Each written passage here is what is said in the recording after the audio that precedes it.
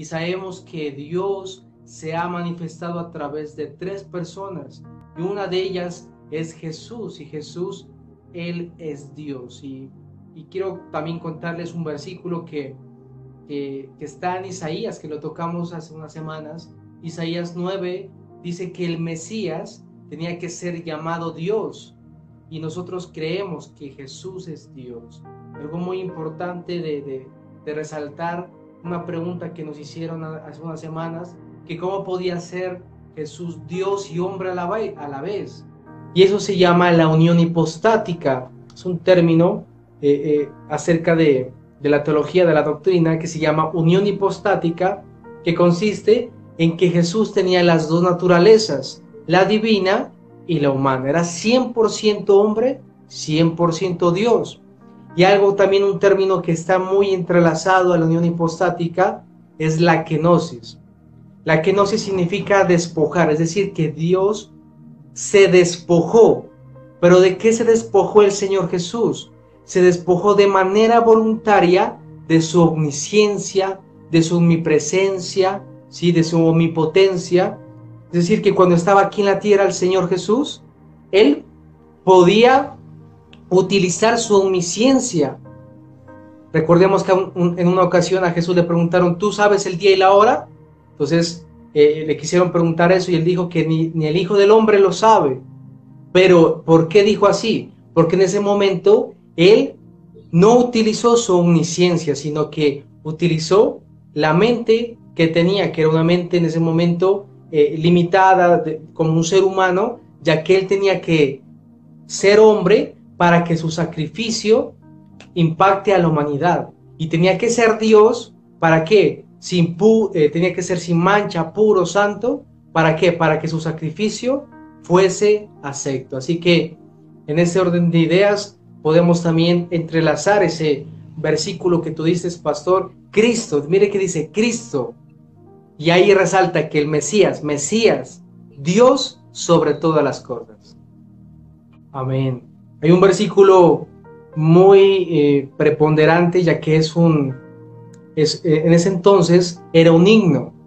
Es el misterio de la piedad. Si uno lee Primera de Timoteo 3:16, Primera de Timoteo 3:16 dice, e indiscutiblemente grande es el misterio de la piedad.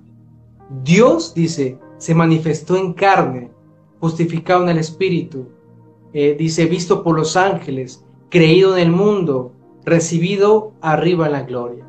Entonces aquí dice que es un misterio. Aquí dice el misterio de la piedad, porque hay varios misterios en la Biblia. Dice, se le llama el misterio de la piedad, que Dios se encarnó.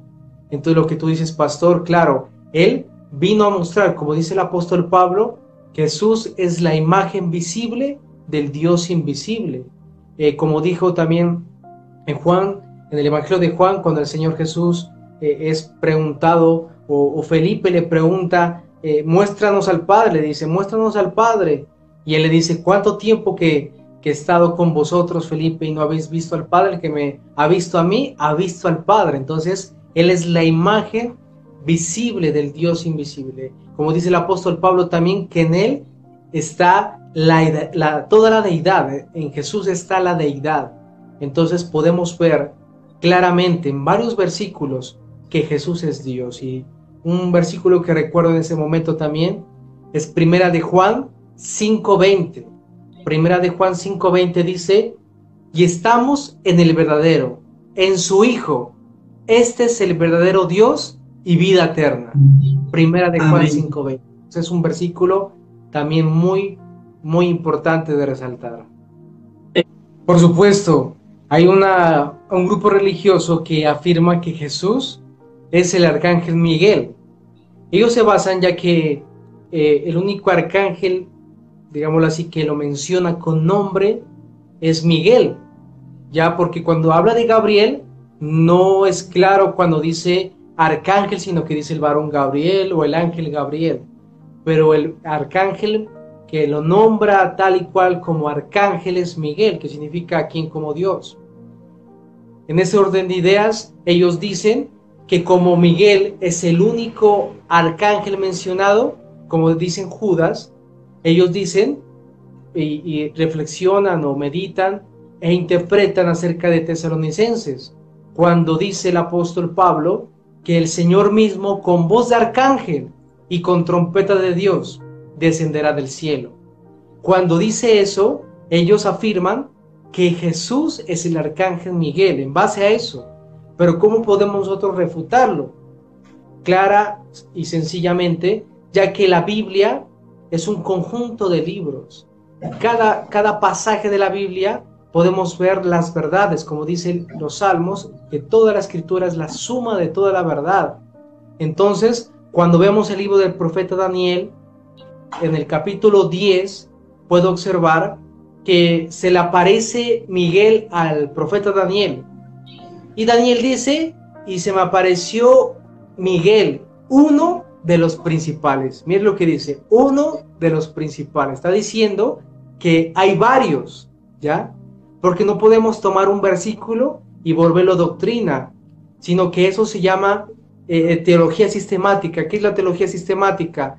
Se agrupa los versículos y se concluye con varios versículos, no con uno nomás. Entonces, ¿qué me enseña este libro de Daniel? Que hay más arcángeles, ¿sí? ¿Por qué? Porque hay rangos angelicales. Está el ángel normal, que tiene forma masculina. Está el arcángel, que significa jefe de ángeles. Está el querubín, ¿sí? que nos muestra Ezequiel. Está el serafín, que nos muestra Isaías. Están varios seres angelicales, los 4 seres vivientes. Bueno, hay muchos. Las ruedas, bueno, muchos seres angelicales. Uno de ellos es el arcángel. Y recordemos lo que dice la Biblia en la carta a los Hebreos, creo que es en el capítulo 1, si no me equivoco, donde dice, ¿a quién de los ángeles llamó hijo? ¿Ya? Así es. Entonces está diciendo que, como dice también la Biblia en los Evangelios, el unigénito significa único en su especie. Entonces, no podemos afirmar que Miguel y Jesús sean la misma persona, no. Miguel es un arcángel, Jesús es Dios. Pero ¿qué pasa? Cuando Jesús, Él permitió que se le adore. ¿Por qué? Porque en primer lugar se le permitió que le digan Señor. Esa palabra Señor, cuando le decían Señor, no es cualquier Señor, sino que es una palabra que es en el griego Kyrios. Y esa palabra Señor, Kyrios, era inclusive mayor que el título del emperador. Es decir, y en ese entonces el título del emperador era como Dios. Entonces está diciendo que Él es el Señor de señores. Él recibió adoración. Inclusive Él también perdonó pecados, ¿sí?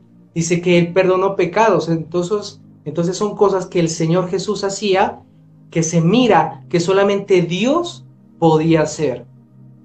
Perdonar pecados, dar luz, ¿sí? Dar luz en la palabra, porque Él decía, ¿habéis oído tal cosa? Mas yo os digo, o sea, tenía una autoridad que solamente era de Dios.